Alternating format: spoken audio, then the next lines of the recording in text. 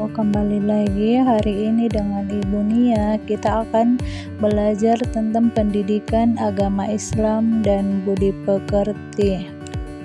Materi kita hari ini yaitu bab 2, mendalami iman kepada kitab-kitab Allah Subhanahu wa taala.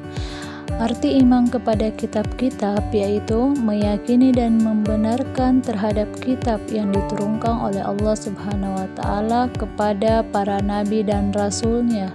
Iman kepada kitab Allah Subhanahu wa taala meliputi beriman kepada seluruh kitab Allah yang diturunkan sebelum Al-Qur'an seperti Taurat, Zabur, Injil dan Suhuf. Adapun nabi yang telah menerima wahyu berupa suhuf adalah Nabi Adam, Nabi Syed, Nabi Idris, Nabi Ibrahim dan juga Nabi Musa alaihi salam. Selanjutnya isi-isi pokok kitab-kitab Allah Subhanahu wa taala yang diturunkan kepada para nabi dan rasul mencakup beberapa hal, antara lain sebagai berikut. Yang pertama, akidah, mengesahkan Allah Subhanahu wa taala. Yang kedua, syariat, ketentuan dalam kehidupan berupa perintah dan larangan bagi umat manusia. Yang ketiga, akhlak, cara bersikap dan bertindak kepada Allah Subhanahu wa taala serta kepada sesama. Yang keempat, janji pahala dan ancaman siksa kepada umat manusia. Yang kelima, kisah umat terdahulu dan informasi tentang ilmu yang perlu dikembangkan oleh manusia. Kemudian kita akan membahas tentang kitab Taurat. Isi pokok kitab Taurat dikenal dengan 10 hukum yang diterima Nabi Musa alaihi salam, yaitu sebagai berikut. Yang pertama, mengakui keesaan Allah Subhanahu wa taala. Yang kedua, larangan menyembah patung dan berhala karena Allah Subhanahu wa taala tidak dapat diserupai dengan makhluk.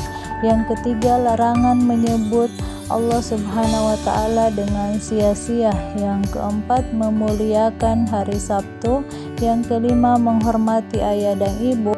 Yang keenam, larangan membunuh sesama manusia. Ketujuh, larangan berzina. Kedelapan, larangan mencuri. Kesembilan, larangan menjadi saksi yang berdusta. Kesepuluh, larangan memiliki keinginan untuk menguasai hak orang lain. Kemudian kita akan membahas tentang kitab Zabur. Kitab Zabur yang diwahyukan kepada Nabi Daud alaihi salam tidak mengandung hukum-hukum atau syariat yang baru, karena Nabi Daud alaihi salam mengikuti syariat yang diturunkan oleh Allah Subhanahu wa taala kepada Nabi Musa alaihi salam. Kitab Zabur berisi kumpulan ayat-ayat yang suci. Kitab Zabur terdiri dari 150 surat berisi nasihat, kata-kata hikmah dan pujian-pujian. Kemudian kitab Injil diwahyukan kepada Nabi Isa alaihi salam. Di dalam kitab Injil berisi ajaran sebagai berikut. Pertama, perintah untuk kembali mengesahkan Allah Subhanahu wa taala. Yang kedua, membenarkan keberadaan kitab Taurat. Yang ketiga, menghapus hukum dalam kitab Taurat yang tidak sesuai dengan perkembangan zaman. Yang keempat, menjelaskan bahwa kelak akan datang kembali Rasul setelah Nabi Isa alaihi salam, yaitu Nabi Muhammad sallallahu alaihi wasallam. Selanjutnya kita membahas tentang kitab Al-Quran. Kitab Al-Quran sebagaimana kita ketahui diwahyukan kepada Nabi Muhammad sallallahu alaihi wasallam sebagai kitab terakhir.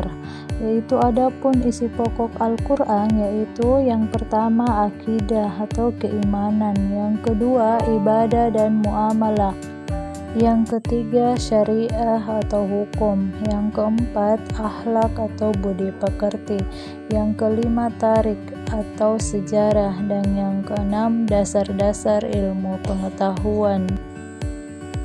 Selanjutnya, menjadi generasi yang mencintai Al-Quran. Tidak ada alasan selaku generasi muslim untuk tidak mencintai Al-Quran, karena di dalamnya penuh inspirasi yang menuntun ke arah kebaikan.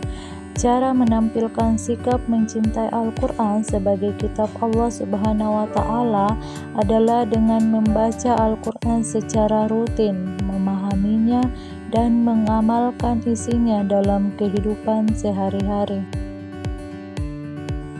Selanjutnya, kita akan membahas tentang hikmah beriman kepada kitab Allah Subhanahu wa Ta'ala. Yang pertama, mengetahui perhatian dan kasih sayang Allah Subhanahu wa Ta'ala terhadap para hambanya dengan menurunkan kitab kepada umat manusia sebagai petunjuk. Yang kedua, mengetahui syariat dan pedoman hidup yang diperintahkan Allah Subhanahu wa Ta'ala. Yang ketiga, hidup menjadi lebih terarah dan tidak tersesat dalam menjalaninya. Demikian materi kita pada hari ini, semoga bisa menambah wawasan kita semua. Ibu akhiri dengan ucapan wassalamualaikum warahmatullahi wabarakatuh. Terima kasih.